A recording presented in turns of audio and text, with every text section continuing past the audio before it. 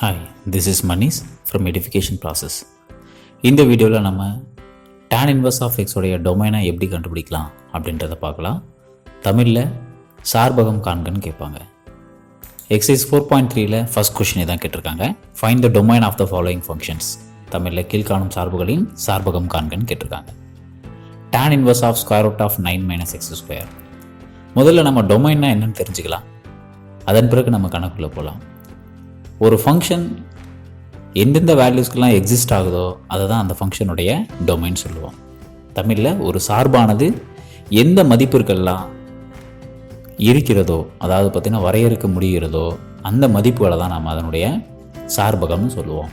வேறு ஒன்றும் கிடையாது. அந்த வகையில் tan இன்வர்ஸ் ஆனது -∞ ப்ளஸ் ∞ வரை இருக்குன்றது உங்களுக்கு நல்லா தெரியும். ஆக இந்த இடத்துல இருக்கக்கூடிய tan இன்வர்ஸ்குள்ளே இருக்கக்கூடிய இந்த வேல்யூ ஆனது -∞ ப்ளஸ் ∞ இருக்கக்கூடிய ரியல் நம்பர்ஸ் எதுவாக இருந்தாலும் ஓகே. ஆனால் அதில் ஒரு சின்ன ட்ரிக்கி இங்கே இருக்குது. அது என்னென்னா, square root of 9 minus x square கொடுத்துருக்கிறதுனால கண்டிப்பாக இந்த ரூட்குள்ளே வரக்கூடிய வேல்யூ ஆனது பாசிட்டிவாக தான் இருக்கணும். ஏன்னா square root of negative number அப்படின்றது ஒரு காம்ப்ளெக்ஸ் நம்பர் அப்படின்றது உங்களுக்கு ஏற்கனவே தெரியும். நம்ம செகண்ட் சாப்டர் பார்த்துருக்கோம். ஆக இந்த 9 minus x ஸ்கொயர் டெஃபினட்டாக என்னவாக இருக்கணும்னா பிலாங்ஸ் டு ஆராக இருக்கணும். ஓகேங்களா?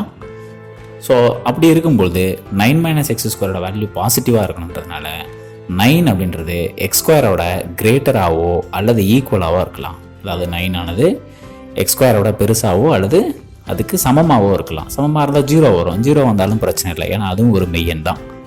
அதே சமயத்தில் கிரேட்டர் தானாக இருந்ததுனாலும் பிரச்சனை இல்லை. ஆனால் ஸ்மாலராக போயிடுச்சுன்னா, ஒரு உதாரணத்துக்கு இப்போ x ஸ்கொயரோட மதிப்பு வந்து ஒரு 25ன்னு வச்சுக்கோங்களேன். 9 minus 25 என்ன ஆகிடும் உங்களுக்கு அப்படின்னு பார்த்தீங்கன்னா -16. -16 என்பது ஒரு குறையன் நம்ம சொல்லுவோம், அதாவது நெகட்டிவ் நம்பர் இல்லைங்களா.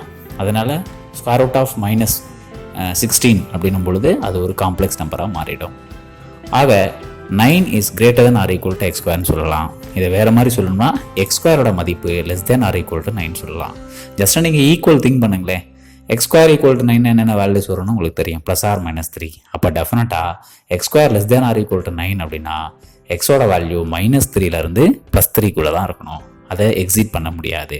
ஸோ தட் நம்ம என்ன சொல்லலாம்னா x belongs to -3, க்ளோஸ்ட் இன்டர்வல்னு சொல்லலாம். So this is the domain of the given function. So மூடிய இடைவெளி -3,3 என்பது நமக்கு தேவையான சார்பினுடைய சார்பகம்னு சொல்லலாம். அடுத்து இதே போல் இன்னொரு கேள்வி கேட்டிருக்காங்க. ½ into tan inverse of 1 minus x square -π/4. இங்கே எக்ஸ் வந்திருக்கக்கூடிய இடம் அப்படின்னு பார்த்தீங்கன்னா இந்த இடம் மட்டும்தான்.